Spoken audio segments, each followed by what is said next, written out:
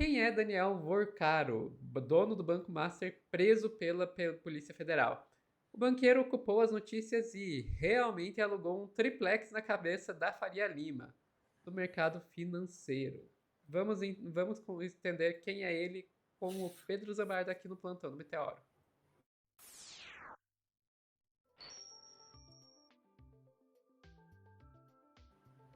Mas, gente, não pode mais nem prender um banqueiro que é política e o mercado financeiro ficam oriçados. Ai.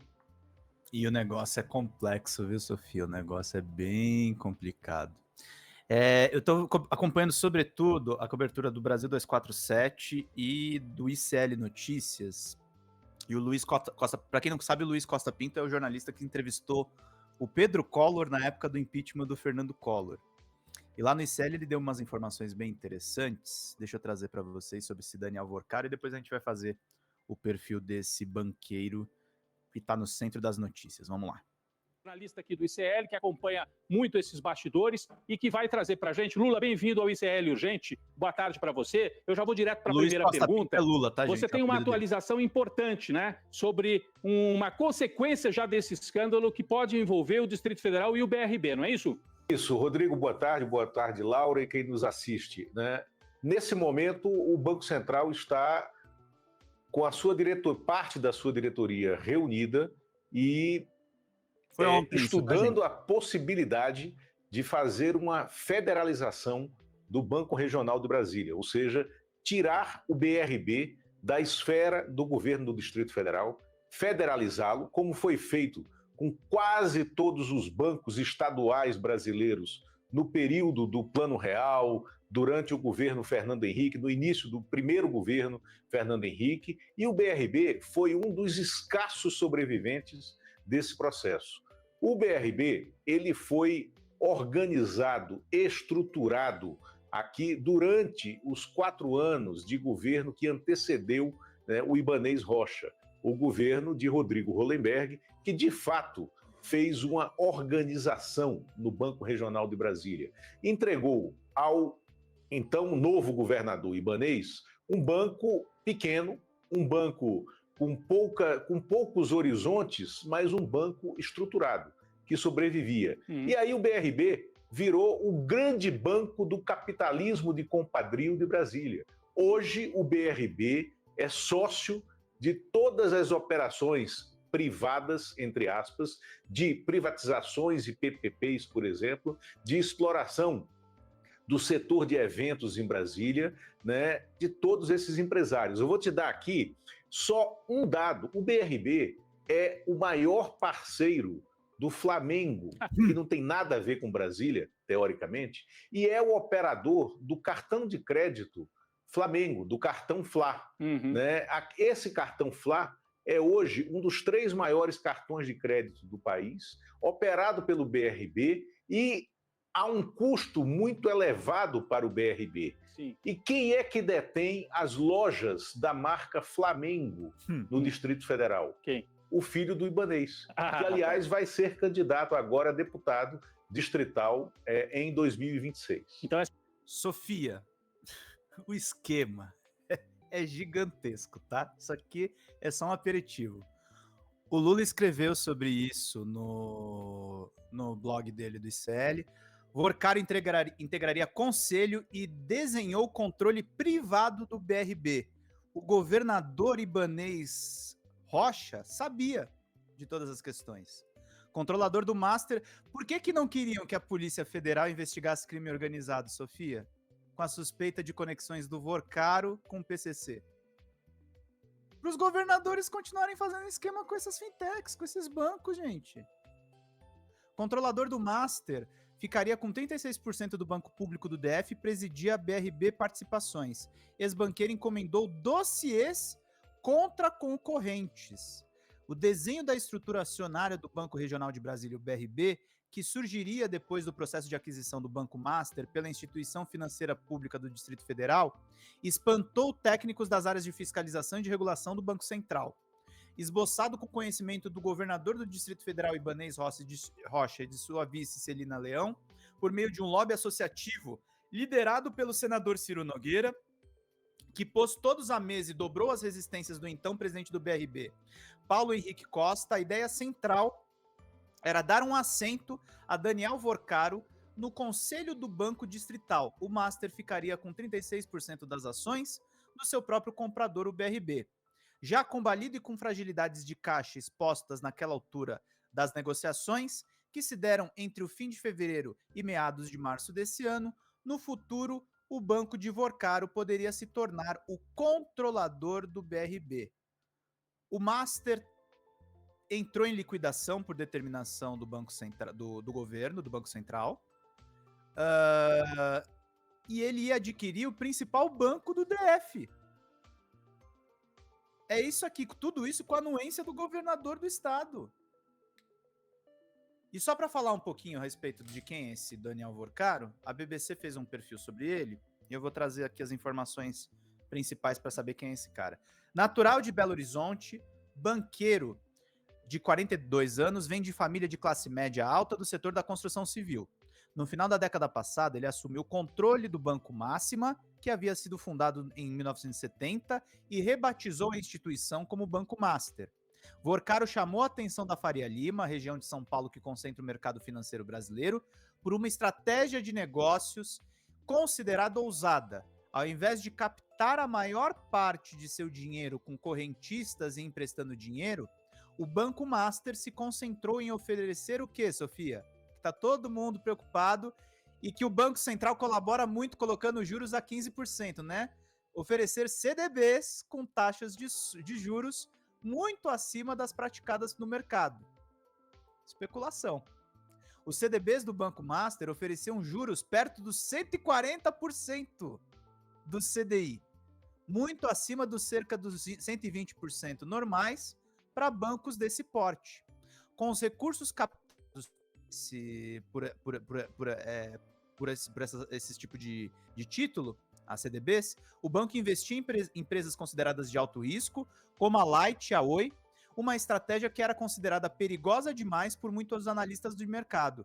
Em entrevista à revista Piauí, em outubro do ano passado, Vorcaro atacou os críticos de seu modelo e disse ser vítima de preconceito por suas origens empresariais serem de fora do mercado financeiro, o mercado financeiro paulista, no caso. Isso acontece por eu ser um outsider, e não é só preconceito, são pessoas que querem nos frear e ficam usando coisas ruins contra nós. É um ataque desnecessário. Vorcaro também ficou muito famoso por grandes gastos e por ostentar uma vida de luxo.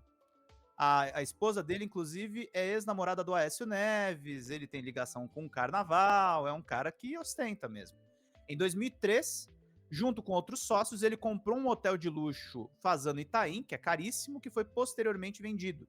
Também em 2023, segundo notícias da imprensa, ele teria gasto 15 milhões de reais em uma festa debutante da sua filha, com a apresentação dos DJs Chainsmokers e Alok. Alok é muito famoso. Este ano, o jornal Estado de São Paulo noticiou que Vorcaro adquiriu 27% da Sociedade Anônima de Futebol do clube, qual deles? Atlético Mineiro, o Galo. Coisa sempre passando por futebol, aí envolve também o BRB, que tá com a questão do cartão do Flamengo. Esse cara aqui, e aí que tá, tem uma coisa que ele tem razão, Sofia, pode ser preconceito por ele ser mineiro mesmo. Porque o Invest News, que é um jornal do mercado financeiro, em março desse ano, detectou uma coisa curiosa envolvendo Vorcaro. Novos grupos de mídia que estão surgindo aí, gente. Brasil Journal, a revista Stoé, que estava falida, e o site Platô BR. Uma nova elite de Minas Gerais investe no mundo da mídia, Sofia. O Vorcaro News. E o Glow News de celebridades. Empresários e fundos apoiam novas iniciativas de veículos digitais de jornalismo, a parte da mídia tradicional. Uma mídia tradicional também que estava falida. É isso. Nos últimos anos, empresários de Minas Gerais têm trazido algum agito ao mercado de mídia brasileiro, ainda que isso tenha acontecendo sem muito alarde no melhor estilo mineiro. Marcas tradicionais como a Stoé e também grifes do jornalismo empresarial como o Brasil Journal são parte dessa nova dinâmica de negócios que busca desafiar a hegemonia midiática de famílias do eixo Rio-São Paulo, que há décadas dominam o segmento, como os Marinho, da Globo, os Frias, da Folha e os Mesquita, do Estadão. A estratégia inclui a aquisição de veículos, de marcas ou veículos já estabelecidos e também a criação ou compra de participação de novos sites de notícias. Os protagonistas dessa história são os empresários Flávio Carneiro, Antônio Freixo Júnior, conhecido como Mineiro, Kleber Tolesani e o fundo de investimento Leal. Eles formam o Clube da Esquina do Jornalismo, que centra nesse grupo Entre, que inclusive promove a Isto É, tem esse site Glow, o Brasil Journal, que é do Geraldo Samor, e o Platô BR. Onde é que entra o Vorcaro nisso? Aqui. Os negócios de Tolesani e Carneiro se concentram na Fone Serviços, criada por Tolesani e hoje administrada por Carneiro, empresa de mídia e tecnologia. Diz que seu foco é a criação de conexões para propaganda através da integração de canais de audiência massiva para a construção de conteúdos para jornadas de convenção, anúncios e marketing. A Oncoclínicas de Bruno Ferrari, o Banco Master de Daniel Vorcaro, envolvendo a BRB, e a Cedro Participações de Lucas Carlas e o próprio grupo Entre entram como apoiadores desses novos veículos em banners de patrocínio, conteúdo patrocinado e também nos eventos. Sofia, sabe por que ele está certo no preconceito? A Folha de São Paulo virou o PagSeguro, que é um negócio bancário, e o Estadão, que ia falir, também rachou o controle da empresa com os bancos que sustentam a marca ainda. Então não é nenhuma novidade realmente o que o Vorcaro fez com as marcas ali dos grupos mineiros de comunicação. Pois é, Pedro. A minha tendência natural aqui seria fazer um comentário que eu não vou fazer porque eu já fiz em outro corte anterior, né? Que é como a gente está vendo um desespero por parte aí da classe política e da classe empresarial, da burguesia, aí, porque agora o combate ao crime está chegando a neles e não está ficando só nos pretos e pobres nas periferias. Mas como eu já fiz esse comentário em outro corte, que eu recomendo que vocês vejam aqui no Meteoro, eu vou para outro caminho. Eu vou para o caminho de que esse caso, para mim, uma coisa que eu acho que é interessante destacar é quem realmente lucra com a corrupção. Porque quando se fala em corrupção aqui no Brasil, se fala muito no agente público. E o foco fica nisso, como é o agente público que é o corrupto, como o Estado é corrupto e não sei o quê. E esse é um daqueles casos que ajuda a mostrar pra gente que a corrupção ela é principalmente uma questão do setor privado. Uhum. Tanto do setor privado dentro do próprio setor privado, né? Daí a gente pode olhar para o caso da Americanas para mostrar isso, mas também do setor privado envolvendo o setor público, que até quando envolve os agentes públicos, por mais que tenha algum agente público ganhando, quem lucra mais é o setor privado. Quem ia lucrar se rolasse essa venda aí do Master para o BRB... Quem mais ia ganhar com isso? Eram os políticos, os ladrões, etc. Iam lucrar, talvez até lucrassem um pouquinho. Mas quem ia lucrar de verdade era o banqueiro. Claro. Era o banqueiro. Era o Vorcaro. O Vorcaro. O agente público, ele fica com as migalhas. Quem fica com o pão é o setor privado. Então, sempre que a gente vê assim, o pessoal, não, porque tem que privatizar mesmo, porque daí acaba com a corrupção, o Estado é corrupto, não sei o quê. Acaba um pouquinho só e você vai descobrir que quem tá ganhando mais com a corrupção é o setor privado. Enfim, mas é isso, Pedro. Ficamos por aqui? É isso, e depois conectem isso também com o meu corte ontem, pistolando com a Folha e o Estadão, e saibam por que eles defendem eventualmente o Bolsonaro. Tem muito banco interessado ainda na extrema-direita. Pessoal que está assistindo ao vivo, não saiam daí que a gente já volta com mais notícias aqui no Plantão do Meteoro.